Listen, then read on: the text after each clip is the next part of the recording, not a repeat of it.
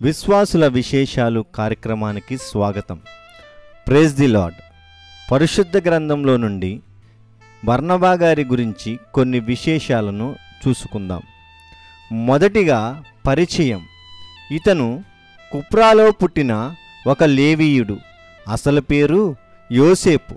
కానీ సంఘంలోనికి వచ్చిన తర్వాత అపోస్తులు పెట్టిన పేరు బర్నబా, అనగా హెచ్చరిక పుత్రుడు, ఆదరణ పుత్రుడు అని అర్థమిస్తుంది. ఈ సందర్భాన్ని మనం ఎక్కడ చూడగలము అంటే అపోస్తుల కార్యము 4వ అధ్యాయము 36వ వచనంలో మనము చూడగలం. అలాగే రెండోదిగా ప్రాముఖ్యత. ఇతనుకున్న ప్రాముఖ్యతలు మనం చూసుకుందాం.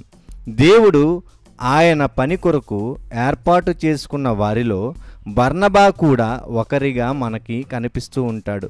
అపోస్తుల కార్యాలు 13వ అధ్యాయము 2వ వచనంలో మనకి ఇది కనబడుతుంది. అలాగే ఇతనొక బోధకుడు, ఇతనొక సువార్తికుడు అని మనకి ఎక్కడ కనిపిస్తుంది అంటే అపోస్తుల కార్యంలో మనము స్పష్టంగా ఇతని గురించి 11వ అధ్యాయము 26వ వచనంలో మనం చూడగలం. అలాగే ఇతను హెచ్చరికలు చేసేవాడిగా కూడా ప్రభువును స్థిరహృదయంలో హత్తుకొనవలనని హెచ్చరించేవాడు. ఈ విషయం మనకి అపోస్తుల కార్యాలు 11వ అధ్యాయము 23వ వచనంలో మనకి కనిపిస్తుంది. ఇదిగా ప్రత్యేకత.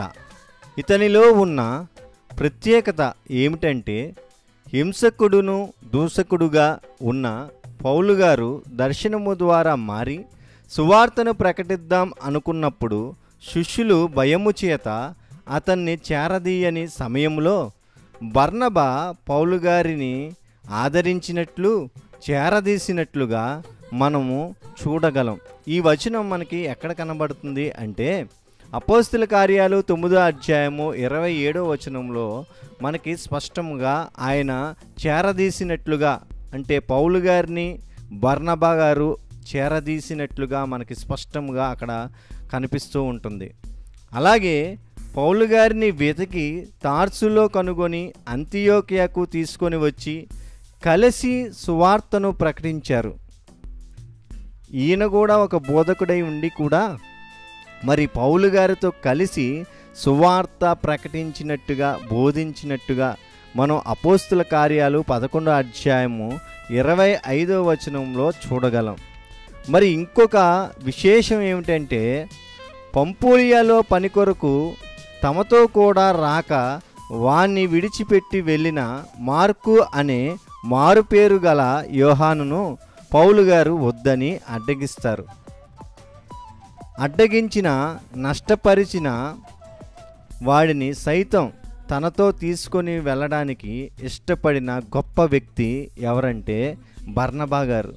ఎందుకంటే మధ్యలో పని ఉన్నప్పుడు మధ్యలో విడిచిపెట్టి వెళ్ళిపోయాడని పౌలు గారు వద్దన్నారు. కానీ అలాంటి వారిని కూడా దేవుని ప్రేమ చేత క్షమించి ఇష్టపడి మరి తన కోసం పౌలు గారిని విడిచిపెట్టేసి తన వెంట పెట్టుకొని బర్నబా గారు సువార్తకి ప్రయాణమైనట్టుగా మనకి కనిపిస్తుంది. ప్రియులారా, మరి బర్నబా గారు మనకి ఆదర్శనముగా ఇక్కడ మనకి కనిపిస్తూ ఉన్నారు. ప్రేమించాలి సహోదరుల్ని, హింసించిన వారిని, దూషించిన వారిని కూడా మనం ప్రేమించాలి అనే వ్యక్తిత్వాన్ని ఇక్కడ బర్నబా గారు చూపిస్తున్నట్టుగా మనకు కనిపిస్తుంది. బైబిల్లో ఉన్న ఒక వచనాన్ని మనం చూద్దాం. 1 పేతురు పత్రిక 2వ అధ్యాయము 17వ వచనంలో అందరినీ సన్మానించుడి, సహోదరులను ప్రేమించుడి, దేవునికి భయపడుడి, రాజుల్ని సన్మానించుడి. అందరినీ సన్మానించమంటుంది, సహోదరుల్ని ప్రేమించమంటుంది. వారు ఎలాంటి వారైనా సరే మనం ప్రేమిద్దాం, ఆదరిద్దాం. ఆదరించి వారిని ప్రోత్సహించి సువార్త వ్యాపకంలో మన సహకారం కూడా మనం అందిద్దాం. ఈ రోజుల్లో మరి బర్నబా గారి కోసం ఆదర్శంగా మనం కూడా తీసుకుందాం. ఆయన జీవితాన్ని ఆదర్శంగా చేసుకొని ముందుకు వెళ్దాం. Praise the lord.